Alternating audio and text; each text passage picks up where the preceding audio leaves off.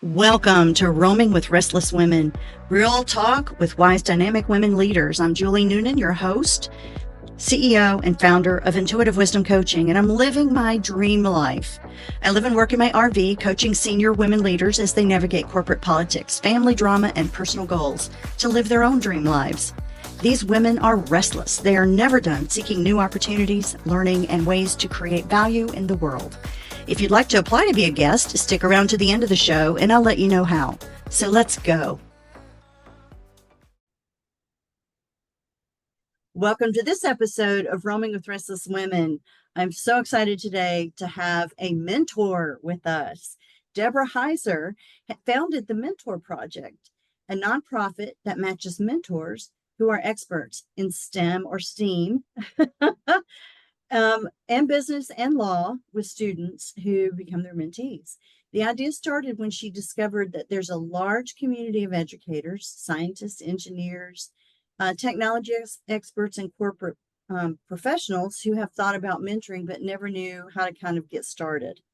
So the Mentor Project fills that gap by inviting the very best and brightest to a place where they leave an indelible legacy for generations to come. Perhaps the greatest benefit is that most mentees go on to become mentors themselves, ensuring a lasting chain of inspiration and learning. The mentors work one-on-one in classrooms, virtually, on podcasts, on television, and in collaborative hackathons. I'm going to ask you to describe hackathons. I know what they are, but a lot of people probably don't. Learning is fun yet challenging with patenting, which is cool, competitions, and research. What a great organization. Welcome, Deborah. Thank you. And thank you for having me on. Thank you Oh, for describing the Mentor Project. I love it that you did oh, I absolutely loved looking at the website and just seeing all the things that they're doing, for business. And these kids are just so engaged. I love it. So, okay, so what did you do before this came about? What was your career? So I'm an applied developmental psychologist, and I started out as a researcher looking at everything we don't want to have or get.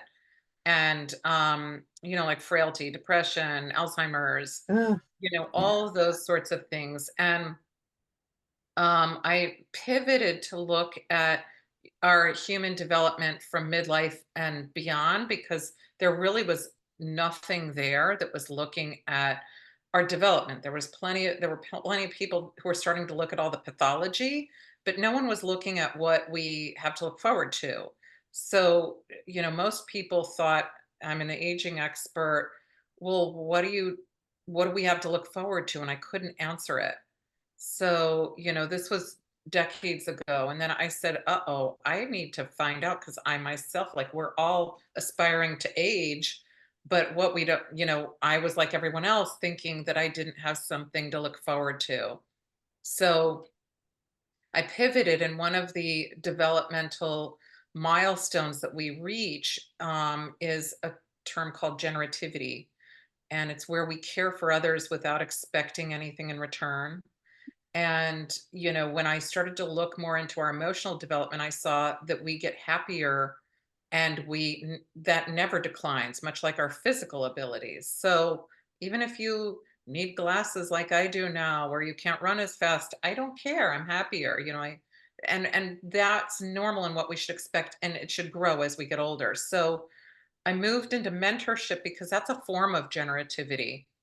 Philanthropy, mentorship, and volunteering are all ways that we care for others or give back without expecting anything in return.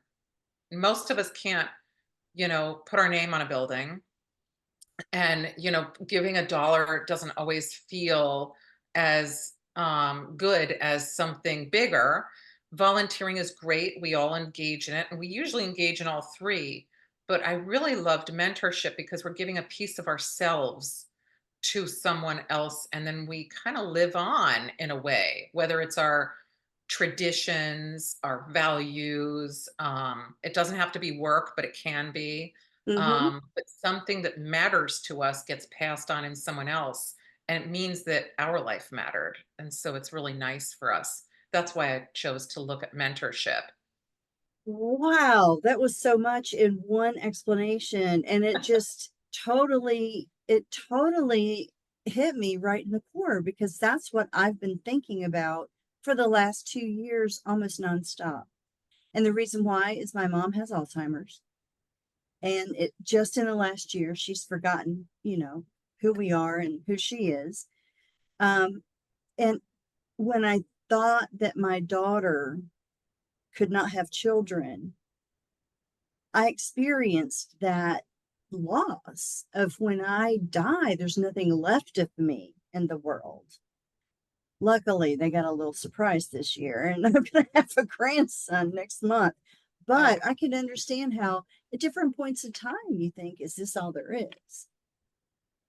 yes. When we hit midlife, we start to question that and we say to ourselves, okay, I've checked all these boxes. I've done what I'm supposed to do.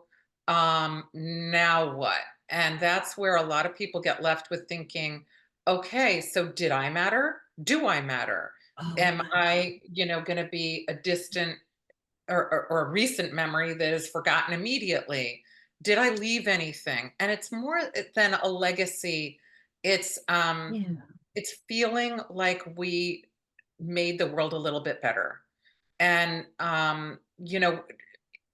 if you look at It's a Wonderful Life around the holiday season, most of us don't get the opportunity to see the impact that we make on others and the community, but we all do. But the hard part is in midlife, we want to see that. We want something concrete. And the way that we can do that is when we give back to somebody else, is that we can see that little bit in them. So you were talking about legacy in your mom. Hmm. I have from my grandmother a handwritten um, Thanksgiving meal that I make every year. And how many people do that? And if you leave something out, then the whole meal feels off. That is Right. mentorship. That is leaving a legacy that, that doesn't have to be through a child. That was passed down. If you then share that with somebody else or you bring in others into your Thanksgiving meal, that is a thing that gets passed down. It's the same as religion. All of your family values. If there's something that when you gather or do something and it just feels like, ah, this feels right. This Yeah. feels like, oh, I'm at home. That's part of mentorship that most people don't think of. We think of mentorship as work and rising in the ranks. Mentorship is much deeper. It's carrying those traditions and values forward. And we get to choose which ones we're going to drop and which ones we're going to carry and to whom we give them to. That's just amazing. And so when you first got this idea, how did you go about formulating what it would actually look like? So I was not that creative and thoughtful. I didn't say, let me set out to do this. It was sort of an Most of us accidental aren't. thing. Yeah, right. Things just So happen, don't they? this was not me. I call myself the bus driver of this. What happened was I was really so curious about mentorship and wanted to learn more about it because we only hear about it from the mentee perspective. And Yeah. the mentor is usually a nameless, faceless person that we never talk about. So I wanted to talk to people who had mentored. So I talked to like four-star generals, to grandmas to find out. And there was this core that was the same for all of them. And Mm. one of them said, I'm retiring. I'm going to be living on a farm. There are no kids around. My kids don't live with me. They're all grown. I want to mentor, but I can't go to a park and say, hey, kid, you want to learn quantum mechanics? Right. Not going to work. Um, and he wasn't alone. There were other people that said the same thing. So we had all of these mentors that if you could be mentored by one of the fathers of the firewall, which is how we're communicating now, is because of that, thing that he worked on and made happen. Um, wouldn't you want that? And here's this guy who can't find a mentee. And I was like, this is crazy. There are all these Yeah. people who are just not connected. So we started with a small group of people that said, hey, I want to do that too. And I just thought we were a band of weirdos, that were out doing, some stuff that was interesting to us. But then it grew from 10 to 60, then 80, then 100, then a waiting list. of top people in their fields, astronauts to artists, who wanted to give back and had the same issues. They were having connection issues because think about the top 1%. How Mhm. often are they hanging around kids in school or students of any level? And they just needed to be connected. So that's how it got started, was because mentors were saying, I don't have a mentee and I'd like one.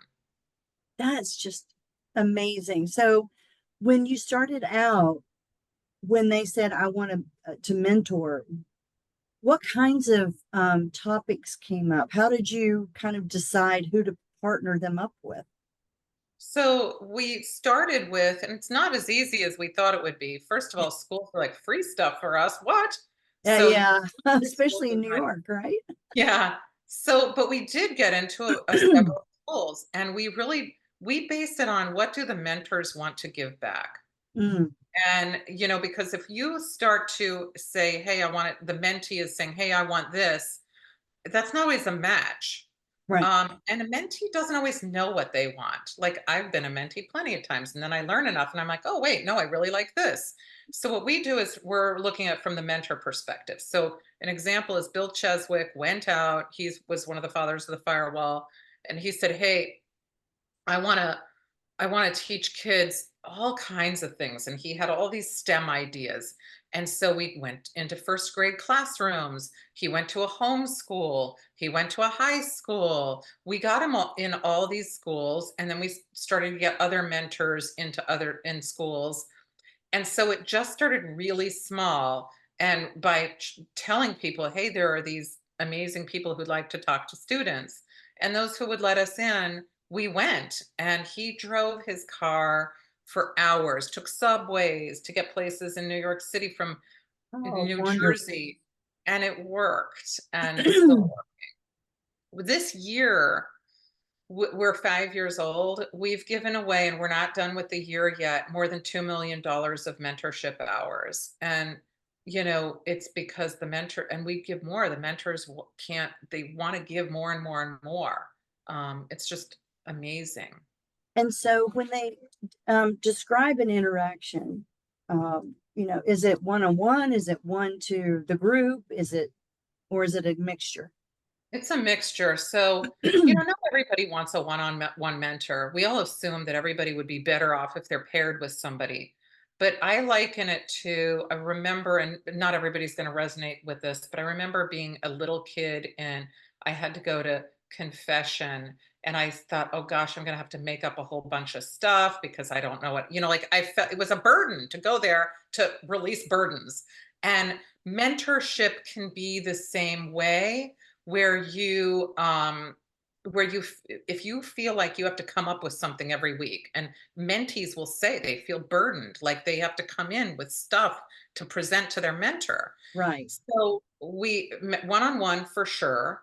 Then we also have where our mentors will go into universities or other places, um, all the way down to elementary school, and they'll give a talk, either, if it's little kids, about what's it like to be, an astrophysicist, what would the world be like without the moon, things like that.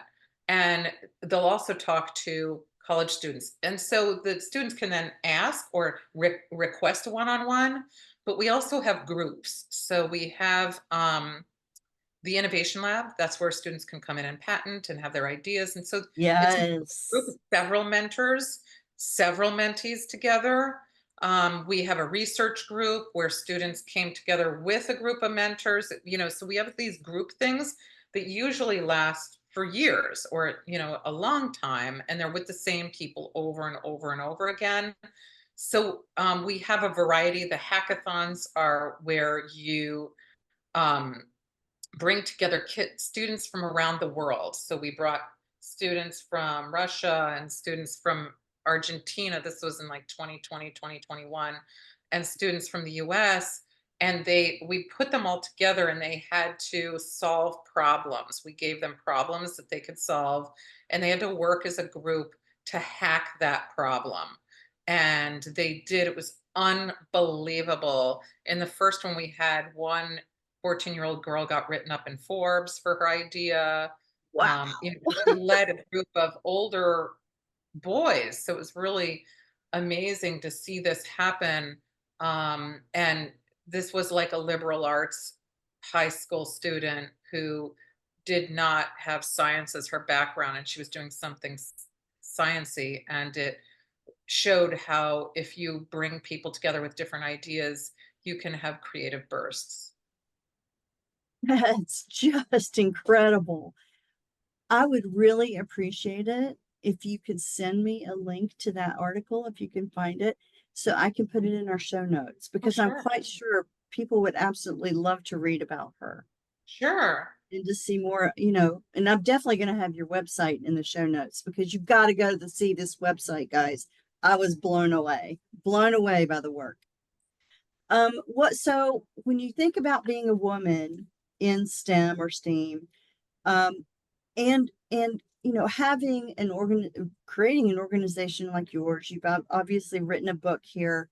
Um, what what are some of the challenges that you've had in your career thus far, that if you were the mentor to a younger woman who's thinking about starting a nonprofit or her own company, what would you say? I would say get as many mentors as you can, and mentors who are hierarchical, people who are experts that have done it already, and lateral mentors, people who are your peers, colleagues, friends who have different areas of expertise that you don't have and that can guide you in what they know. So as many as you can get, that is how you will succeed, because Mm, everything that you can't think of, they will. absolutely. Have you heard of the term reverse mentorship, Yeah, reverse mentoring? absolutely. Okay. Mhm. So I have done put together groups like that before, where I've got, a Gen Z or a millennial partnered up with a Gen X or a boomer, and they mentor each other. Have you run into situations where that might be occurring naturally, that the younger generation may be helpful to the older generations in technology or in social media, for instance? Absolutely. This is all happening for us organically all the time. We just don't acknowledge it. Yeah. Every single day I am being mentored by someone. I learn so much from the students that I teach at the university, while I'm teaching them. So it's really, I think that most people think that you have to put a label on it before it exists, but we're all engaged in it all the time. And yeah, reverse mentoring is happening constantly. Just imagine all the times that you have grandparents and grandchildren together. It can also be in the workplace with someone more senior and someone new coming in. How often do you, especially in the workplace or other places, do you need to know the new terminology? You cannot work advertising with 1950s words. You need to No. know what is current, what is going on, and it's not going to be a boomer that's going to be leading that. So we have to do it all the time. We don't think of it as mentorship. We think, oh, we're getting knowledge from somebody. And the difference that I would say that would make it mentoring, just to qualify this, Hmm. is we can do an information grab, and we often do, but I would tell people, to be I would caution individuals to look at it as an opportunity to have a more meaningful connection with that individual, because the Hmm. information that you get will be richer, and you will be happier with that relationship, and you will go back to it more and more often because your trust will build. So instead of seeking an information grab like somebody's Google next to you, think of Hmm. them as, a person who probably has way more than that little nugget that they're giving you. Yes, and I will second that, because mentorship really should be, and how I set up our groups when we did reverse mentoring, it was because the person who requested it on the older side, or the more senior person, um, was feeling like they were going to become obsolete, and there was a Yeah. very specific thing that they needed. And what happened was, when we put them together, what we found was the longer they worked with each other, the less that thing mattered, Yeah. and the more the dynamics between the two people mattered. And so I 100% agree with you. It's way more than an exchange of information, for sure. Yeah. That was a good example. So, yeah. So I'm a coach. I'm a leadership coach and executive coach. And one of the things that I'm asked very often is, what's the difference between a mentor and a coach? So let me hear your definitions of each. First off, which is what I say to everyone is, are you getting paid? If you're being paid, you're not a mentor. End of Okay, story. So that gets rid of most people. there you go. So a You're coach will right. often say, well, I coach and I mentor. Are you getting paid? Then you're not mentoring, you're coaching.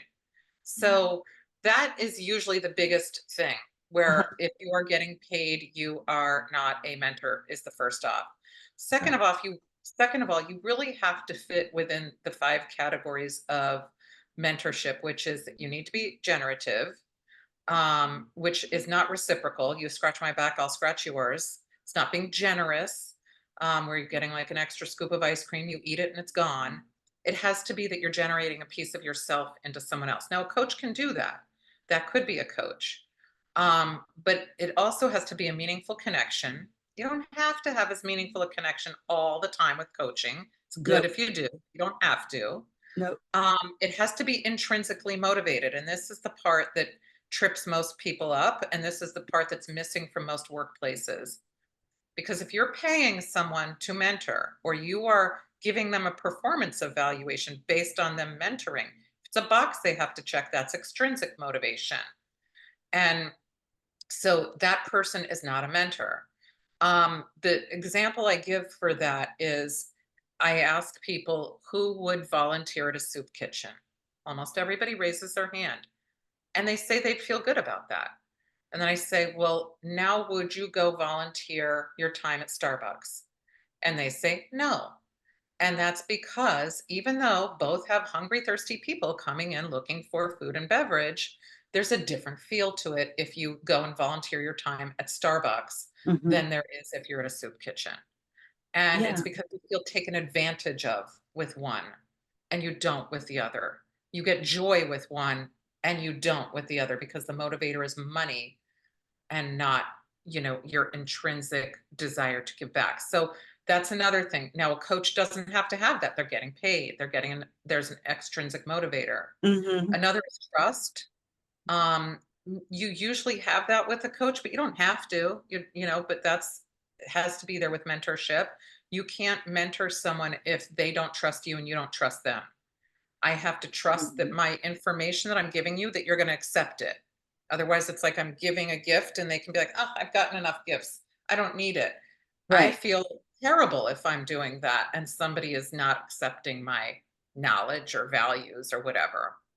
And finally, as a goal, coaches do have that and mentors do have that. So if you're going to look at the real core out of those 5 things that I talked about, it's Hmm. intrinsic motivation and Yep. generativity. Absolutely. Absolutely. And I love the fact that you're using intrinsic and extrinsic as value, uh, as levels of value, basically. The more intrinsic, the higher the value Yes. that is being created. Correct. Have you ever had a situation where um, the mentorship did not work and there was a problem that you had to solve with someone? So mentorship is not meant to work every time. Mhm. You meet a person and you say, "Oh, you try instantly to decide if that's somebody you want to be friends with." And it works out and it doesn't sometimes. We all go Mhm. through that and that we expect that. But we have a different value placed on mentorship, as though they should be making that work. And there are all these articles that people put out like, you should be a good listener and you should be a good Oh, whatever, back and forth. And quite honestly, you cannot put that sort of thing on friendship. And I like to say that you can't do that with mentorship. So is there a failed one? I hate to use that word because I don't see myself as a failed individual if I didn't like someone or right. they didn't like me. I feel like, all right, we're not going to be besties. That's fine. So in mentorship, um, with the mentor project, we have an intense vetting process for Mhm. mentors, and we also have one for mentees. So the mentors have background checks and they have to meet with individuals and they have to fill out a big old form. We know already they're intrinsically motivated. The mentee's the same. So if it doesn't work out, they say, I'd like another. Yeah, I'd like, and the other thing that makes it a little bit different is the mentor is saying what they're giving back, right? And the mentee has to want that. It isn't like we're saying, okay, who could take on the need of this mentee? right. Um, and so if you're in the workplace, I think that if you can apply that way of thinking in the same way, you aren't going to feel like a failure. It breaks my heart to hear that people feel like a failure when they're associating something with being generative and giving a piece of themselves to someone else. You should never feel like a failure if you're giving a gift to somebody. You should never. And it happens all the time that people do feel that way. Wow, thank you for that. Thank you for that clarification. I totally get that just because you don't click with somebody doesn't mean that you're not going to be a good mentor for someone else. And the same for the mentee. It's just not a clicking. It's a I need there's you're not my person. So I need to find a person who is my person. That's amazing. I love that. So what's the biggest transition that you have been through with this program? We started with this program with $547, and we were able to get up. The first big transition was moving with that tiny amount of money to 100 mentors and reaching almost 100,000 people around the world. The next biggest transition, which almost killed me, was when we moved up to 100 mentors, because you have to realize that vetting those individuals is an enormous amount of work. So I was not sleeping for a long time. So it was those Yeah, transitions that no one sees, right. that no one knows are happening. And so most people think the big transitions that you should see in a company is the dollar value. But when Right. you're working on a nonprofit where it's really human capital that we're working on, the move from 10 to 100 mentors was the biggest transition and jump that we made. And um, I'm still recovering. It sounds like it. It sounds like it. Well, tell me a little bit about your book and where we can get a copy of it. Sure. The book is The Mentorship Edge, and it came about from really not just the research that we've done with the Mentor Project, but learning about working with individuals and what drives them and what makes good mentorship, both in the workplace and in personal development. So the book is really there to help people to see what mentorship is and what it isn't, and to give a lot of different descriptions of what mentorship looks like, both laterally and hierarchically in our personal and work lives. So, you can get the book anywhere books are sold. Okay. It is on pre-order now and launches on November 13th. Ooh, Um, congratulations. Only a couple Thank of you. weeks. I know. And Woo! so that's it. That's about the book. But honestly, I really think that people are going to find that they are going to have new relationships with individuals that's going to make their life richer and more fulfilled. And that's the intrinsic value. Yeah, exactly. Absolutely. Exactly. Absolutely. So when I say the words wise woman, what picture comes to your mind My grandmother, and why? because she's one of the people in my life who gave me advice all along. She really truly did.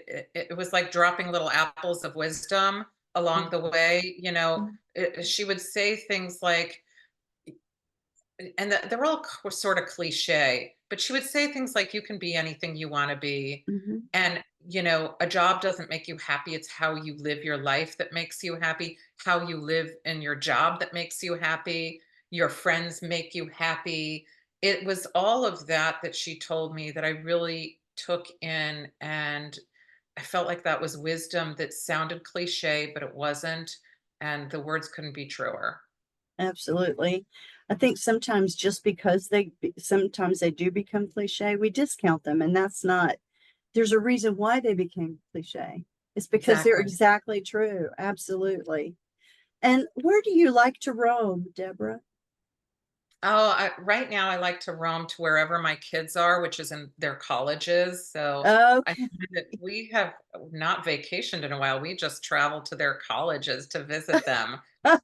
So that's where I'm roaming lately. Oh, and where is that, if you don't mind my asking? What So colleges? one goes to Syracuse and one goes to Gettysburg. So we're going in opposite directions from Oh, where we live. goodness. But you know what? There's nothing better than, you know, seeing my kids. I love it. I know the feeling. I know the feeling. Both of my kids are in Florida. We travel 100% in our RV, but Love we that. winter in Florida. So Oh, now that we're back in Florida for the winter, I get to see both of my kids. And I mean, that's just exciting for me. Yeah. that's a good feeling. And what makes you restless in a good way? The desire to always want to push where I am one level farther. Yeah, I keep thinking this is it, and then I find a new level. So I'm restless with that. As soon as I see I'm getting close to where my goal was, I want to push it a little farther. absolutely. And that's the sign of a great achiever. So thank you for dropping the wisdom with us today. Thank you for having me, and thanks for doing all the work you're doing. Oh, well, I appreciate it. Thank you so much. And by the time this episode drops, people, you'll be able to actually get her book, The Mentorship Edge by Deborah Heiser. We'll talk to you all soon and have a great afternoon.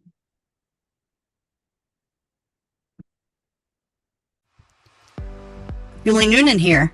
Thank you so much for listening to Roaming with Restless Women. If you're a successful senior woman leader who would like to be on this program, please visit podcast.intuitivewisdomcoach.com. If you enjoyed this interview, please share this episode on social media and make sure to subscribe so you don't miss any future episodes. Your thumbs up, ratings, and reviews go a long way to help promote the show, and they mean a lot to me, my team, and most importantly, my restless guests. As a special gift to you, our listeners, I offer a free one-on-one 15-minute breakthrough session. Bring a problem and experience how coaching works to see if it could be of value to you. Sign up for an available time on my website, intuitivewisdomcoach.com. Thanks for listening, and we'll see you next time.